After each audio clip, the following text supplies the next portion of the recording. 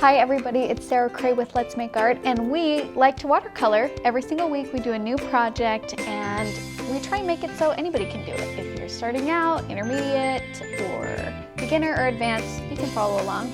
It's a lot of fun. This is what we're doing today. Ba-ba! Ba-ba!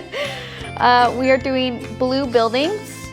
And I know that this is different than what we usually do, but I think it's a really fun thing to learn how to paint buildings, right? Yeah, absolutely. And I like painting buildings, so why not? It looks great. I get to make these sort of decisions. So we are using 3 colors. Our first color is yellow ochre. Our second color is sea blue. And our third color is space blue. Okay, those 3 colors, we are using 2 brushes, our round 2 and our round 6. If you're not sure where to get those, you can get them on our website, letsmakeart.com. We sell them with a bundle of this butcher tray, which I love to use for my painting palette. It's pretty great.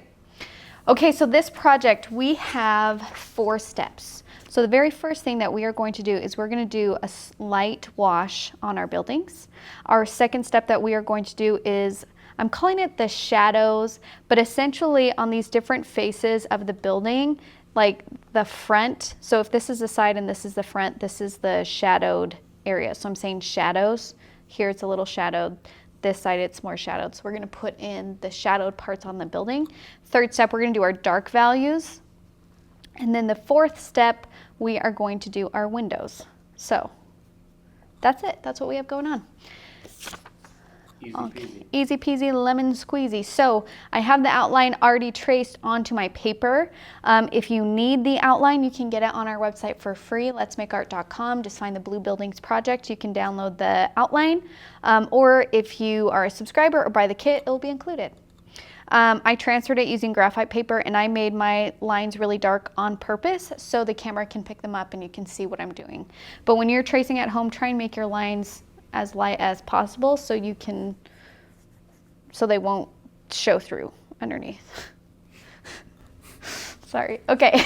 Pro tip. Pro tip. Okay, so let's go ahead and get started. So I'm going to use my round 6. And I'm going to grab a little bit of the sea blue and a little bit of the space blue and a little bit of the yellow ochre.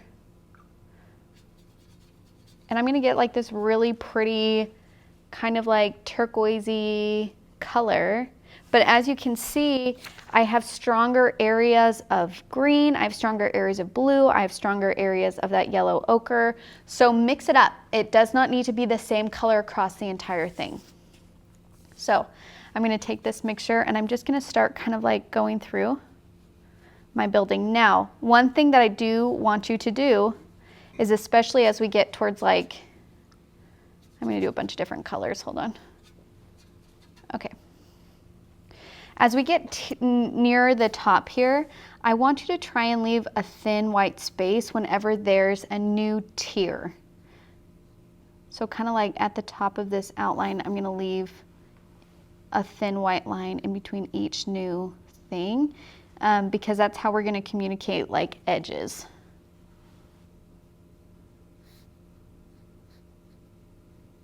So I'm going to grab some more of this turquoisey color.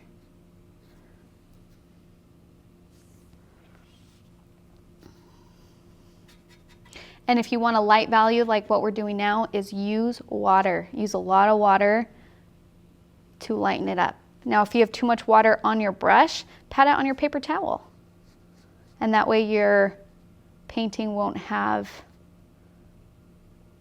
pools of water on it.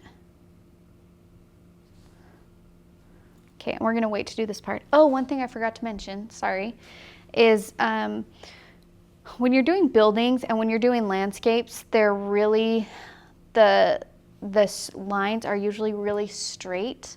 So even if we have an outline, sometimes it's hard to do a super straight line even when you're tracing it. Like you can see my line kind of waved because we're using it by hand. So if you have a ruler handy or a straight edge handy to trace those lines, that would be really helpful. So Sorry I didn't say that earlier, but it's helpful to do that. So then your lines are nice and That's our MO clean. though, giving the tip after the fact. after. Hindsight is 20/20, you know? So I'm still kind of doing my light wash. I'm letting it get kind of messy, especially near the bottom.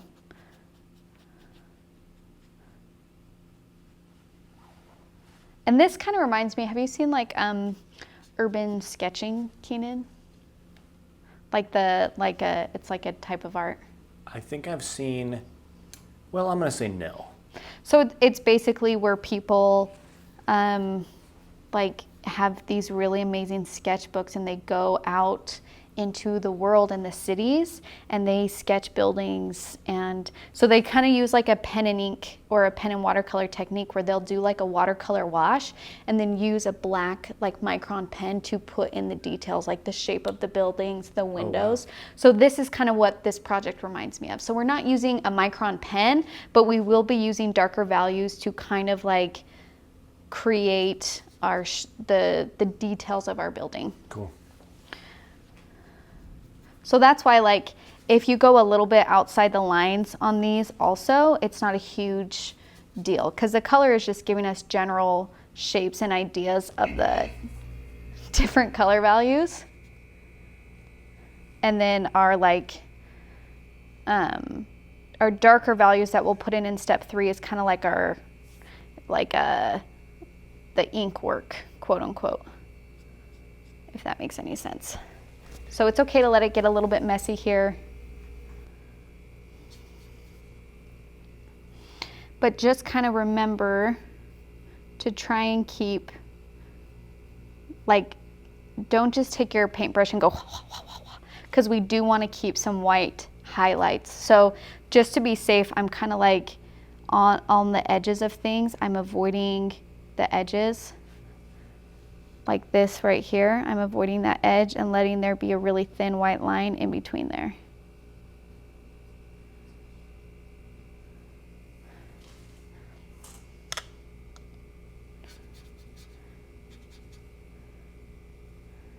Need some more blue. I'm doing too much of this turquoisey color because I love it.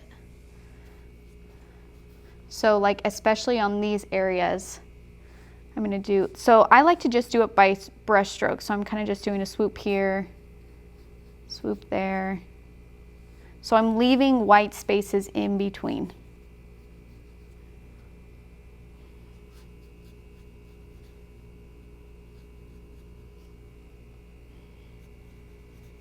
And if you're trying to leave thin white spaces and it accidentally like blends together and it's not there, that's not a huge deal. Don't let that stop you.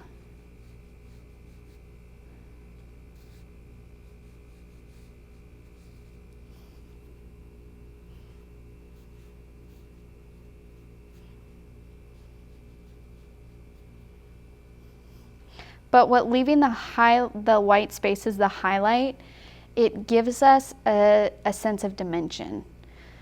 So because I have some white spaces on this building, especially when there's like new tiers and stuff, it's acting as a highlight, which automatically is creating depth or form. And it's a really easy way to do that. So that's why I'm having you guys do it. It's super helpful. It just does the work for you.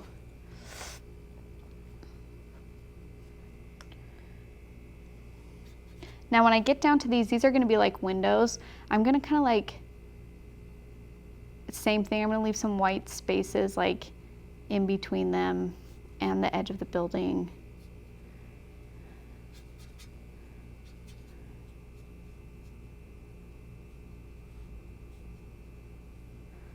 And then when you get to the bottom, you can kind of go for it.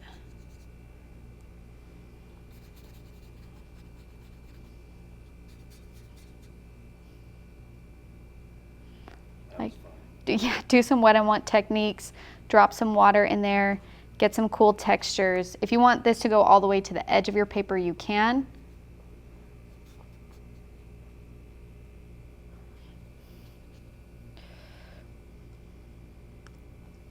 Okay, that's step 1. That's it. Now we're gonna move on to step 2. We're gonna do kind of like the shadows. I'm calling them shadows. So if you're looking at our building, and this is why I love painting buildings, because you have to remember that buildings are 3-dimensional, so there's different sides, and it's so easy to communicate those different sides if you just switch up the values. So here is the side of our building. Here's the front of our building. They are going to have different values because the light sources, because we're seeing 2 angles, and the light source, if the light source is over here, the side of the building is going to be lit up. The front is going to be a darker value because it's not directly in the sunlight. And just by putting a darker value in the front, you will already be like, oh, okay, that's a 3-dimensional object. Whereas if I kept these the same value across the entire thing, then it will flatten everything. So like on this one, and this is where our perspective changes. So if you look at these side buildings, they're angled as if they're going down the street. Okay, so they're kind of running along the side of the street. This one is flat right in front of us. That's why we can see just the front and not the sides. So this one is not going to have as strong of a value shift as these on the side because we're looking flat directly at it and we're not seeing both sides of the buildings, where this one we can clearly see the front and the side, front, side. That one's mainly just the front. So there is a little bit of a value shift in here, but that's only because these parts of this building are sticking out. So if we want to make those stick out more, we kind of put a slight darker value in around it. So I'm just taking my space blue, I'm working around these parts that go out. I'm going to rinse my brush and just spread out this color so it blends out. And already those are sticking out now because we put that darker value in around it.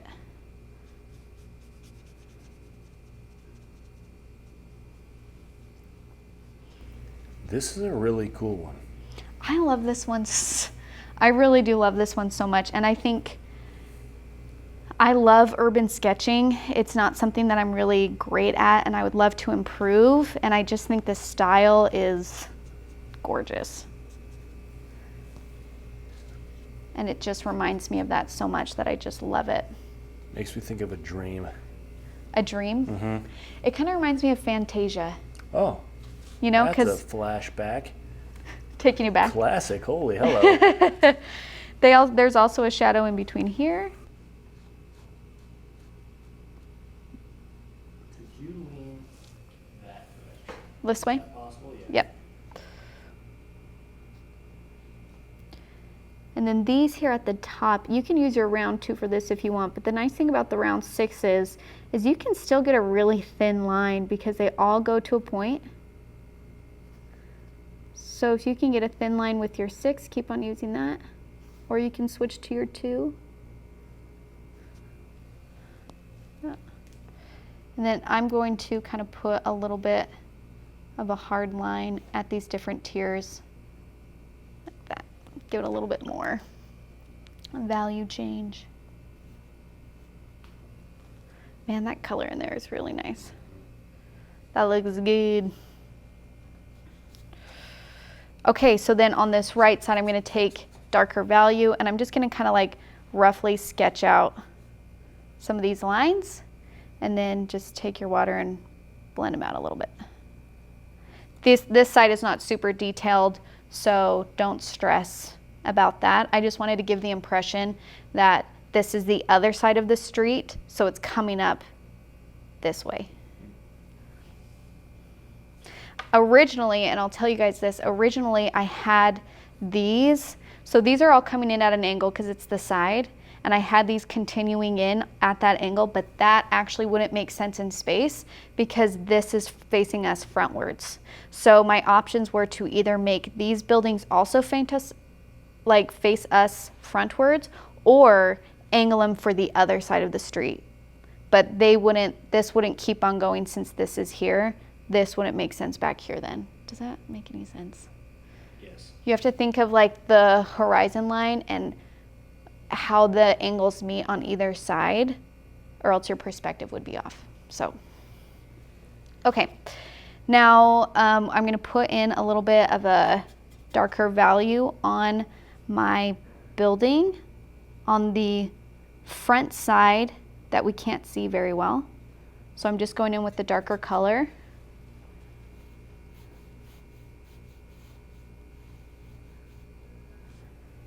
And just by switching up that value,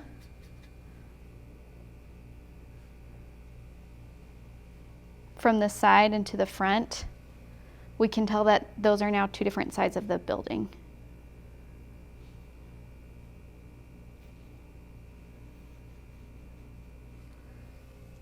Like that. Okay, now we're going to do this front of the building.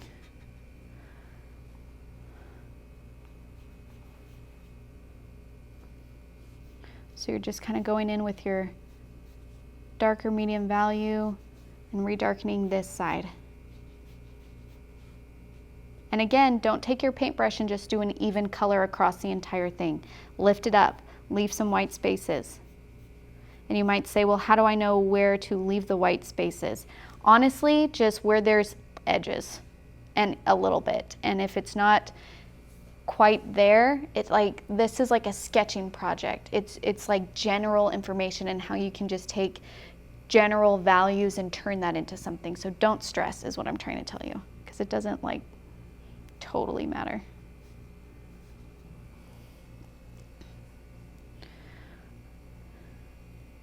And then I just want a little bit of a color value change, or just a color change in there. So I'm just, you can always do another layer on top to like switch up the color.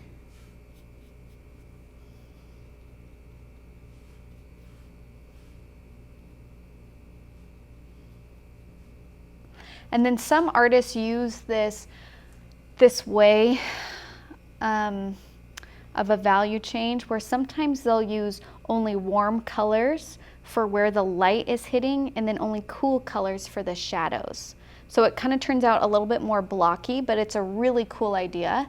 And so like play with that too if you want, where it's just like, I'm going to make it so all the shadows on the building are this one color and then all the highlights are this other color, and just like see how that goes, you know, have fun with it. It'd be kind of cool if somebody threw in some graffiti on the side of that wall. Yeah, that would be cool. Okay, that's step 2. Now I'm going to move to step 3. This time I'm going to switch to my round 2. And I'm going to go back into these buildings. And you see how like on this building right here, I have some really heavy value here. And on some of these windows, I'm going to go in and put those in now. So same on this side. So I'm going to get a nice dark blue. And I'm just going to go in and kind of, you're almost following the outlines a little bit on that. So you're just going to start putting in these values here.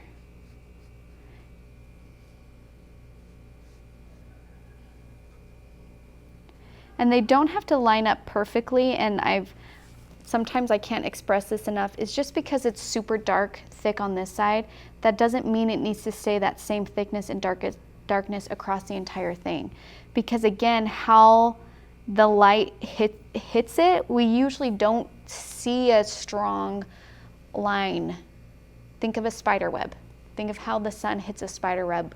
You usually don't see the entire spider web, you only see the part that the light hits, and a lot more things are true to that than you might think. So then I'm going to go in and put in these dark areas for the windows.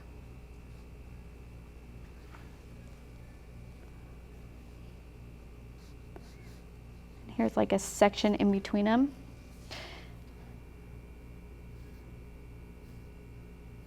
So.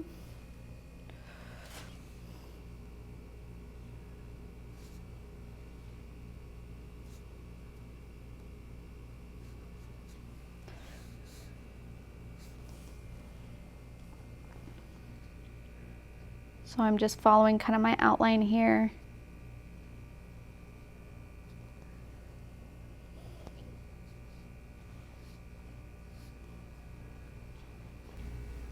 I was trying to think if there were any weird fun facts that I know about buildings, and I know nothing.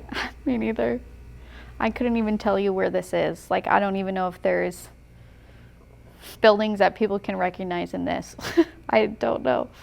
It looks like a city, Yes, and you're right. they That's might have cars there. And what I mean by sketchy, because I feel like that's what this is, it has a feel of sketchy to me, and I don't mean sketchy like bad. I mean sketchy like when you're sketching something here, you're not doing super strong hard lines like, oh, here's the building, and here is a perfectly square window. And you're doing like these really strong outlines. Sketching is when you do multiple strokes and you do kind of light strokes, and they might not be perfect. See how like some of them are coming off? That's okay. Because sometimes sketching things and doing smaller brush strokes like this gives us more of a dimensional feel than something really blocky and just hard edged like this.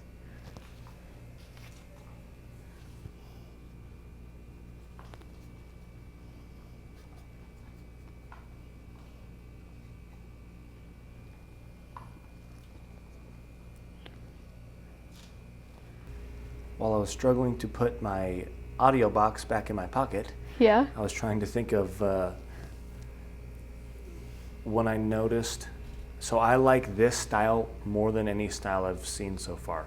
Really? Yes. And it made me actually think of Nicole's lettering videos that we've been doing lately. Mm-hmm. Where when she sketches out a plan, I like it before she colors it in Yeah. more than it, it's beautiful, but Yeah. I love the sketch look. I really like the sketch look too, which is why like when it comes to drawing, I wouldn't say that drawing is like my go-to medium, because I stay in like sketch phase. So all of my drawings have a sketch feel to them, where like people who like draw are really precise and so talented, and I think that's so amazing, but it's like my brain doesn't want to go there because I feel like the sketch is enough. Yes, you the know? sketch, it's just so, it's raw. Yeah. So It's like neat. rough, Yeah. but it's so interesting how much you can communicate with a sketch, and that's what I love about it. It's like, why would I need to go into detail there? They clearly know that that's a building. Like, my job is done. And then I'm gonna put in kind of like, same thing, just a little, almost like there's a window there or something.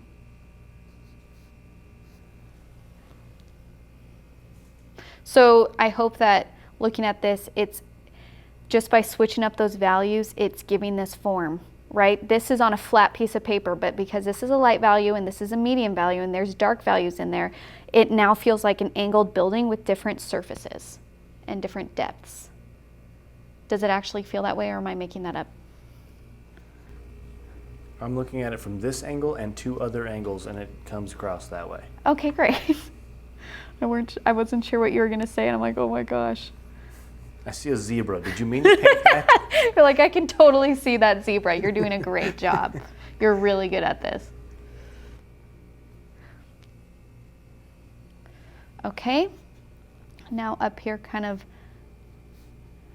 because you know how buildings, they kind of like, they have these little, think of like how when we did the truck project, that's a great example about how that back of the truck had these little ins and outs just on the back of the truck, and buildings have that too, where like there's a little tiny like arch, or there's a little tiny indent in the side of that building, and that's where these come in, these like darker values. That's how you communicate that something is going away. Those are called tailgates. Put a tailgate, there's a tailgate, here's a tailgate. Don't worry about it. We know all the facts. You don't even need to Google it. We're good. We're really good at our job. We're basically architectures. Architects. We're basically architectures. Sometimes words work in really strange ways. Talking is hard. Okay.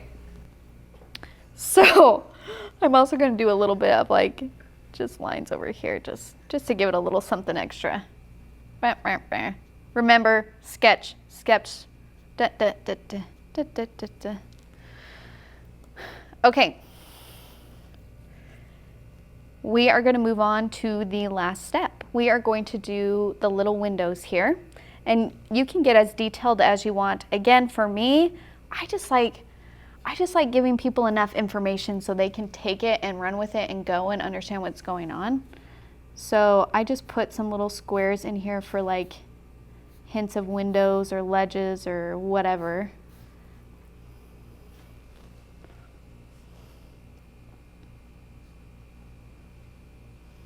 But if you want to keep going all the way down this building, you can. Oh, my hand got in there. Like, it's totally up to you how much detail you want to go into. I'm just doing just enough so they can tell what's going on. And that's like all you really have to do.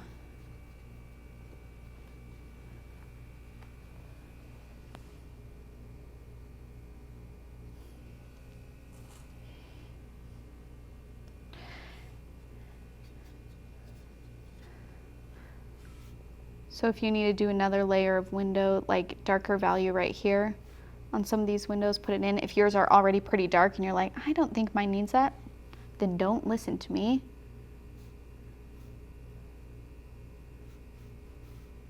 I do feel like this side of the building needs to be a little bit darker though, so I'm gonna blend some stuff around.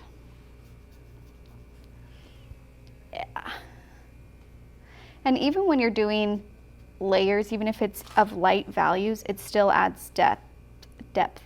So I still want to keep this light, but I just want to switch up a little bit the color change. Make it a little bit more interesting, but I'm still keeping it light. Yeah, that looks better.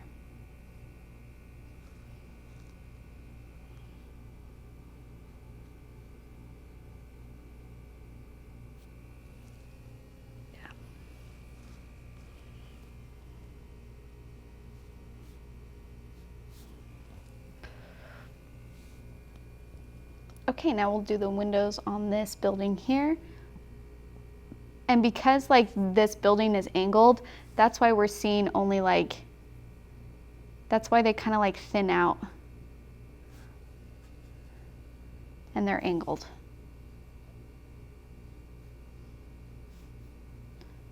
These are ledges.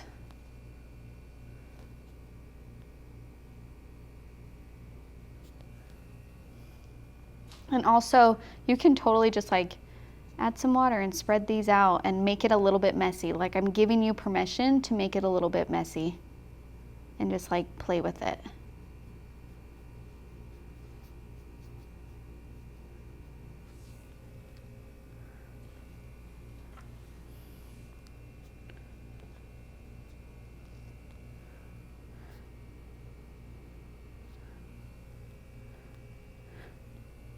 And then this is where, so we did all of our steps, good job, and then really take a moment and see like, where can I really, like for me, I want to add a little bit more interest over here, right? Because we have the details from the windows, we have the lights and the darks, but this space here is looking a little too even, not interesting enough. So you can do like a funky wash. Where you're like, okay, let's like add a little bit of oomph to it or something. Like, let it get a little bit crazy.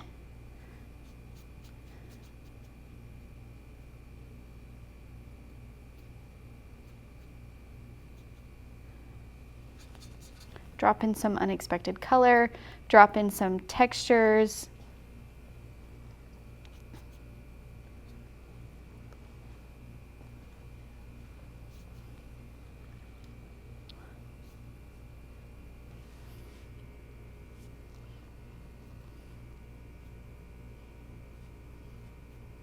So this is a project where we really do want to see like your brush strokes and see that you're kind of like giving us that a little bit of information on the direction the building is going and all of that stuff.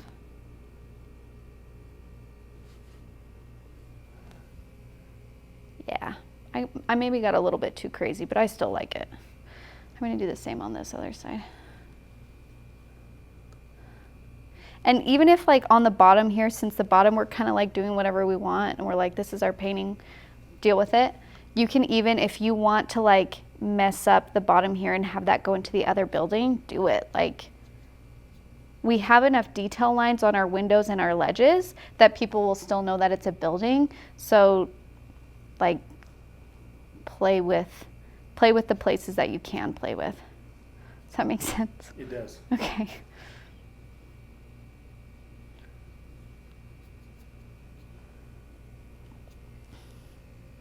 Yeah. Yep.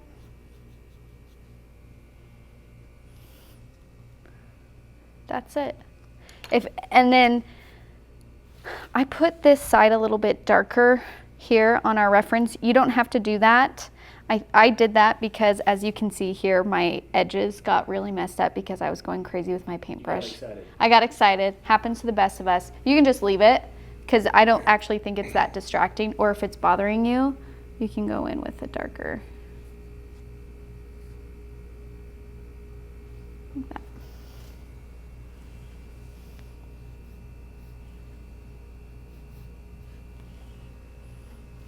Oh yeah. So that's it. That's it for our project. You guys did awesome. And if this is something that you're interested in doing, like take your sketchbook and go out where there's a bunch of buildings, and getting the angles of buildings is hard. So let me show you a trick that I've learned in art school, which is, if let's say you're standing on the side of the street, the buildings are all angled because they're next to you, right? They're not flat in front, they're coming, so they're gonna be angled. And it's really hard for you to match the angle. Take your paintbrush or your writing utensil or anything, match the angle. So if I'm like looking at the building in my front face, can you? You are. So I'm like, okay, there is the angle of the, so you just like switch your brush to match the angle of the roof line or the window line or the door line, whatever. And then after you have that angle, you move it to your paper, and then you just like let one side go down and do it, like match it. Does that make sense? So that's a really wonderful tool to use. Even if you won't get it exact, it's like a really great way to like test the angles. And then, or if you're not sure why your angle is matching up and you want to make sure that they're the same, if you like, so let's say this is the angle on my paper here, and then I would lift that up to what I'm actually seeing and be like, okay, does that angle match, or does it actually go out here? So use your straight writing, like your straight pen or pencil or marker or whatever, use that as a tool to check the angles of the buildings that you are painting and drawing. It's so helpful, and buildings and making them feel like they're real, it's all about getting the correct angle and perspective. So that is a tool that will help you. And I feel like there's one other one.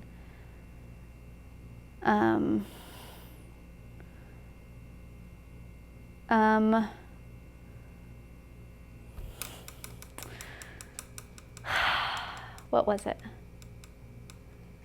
I have no idea. Oh, you can also measure.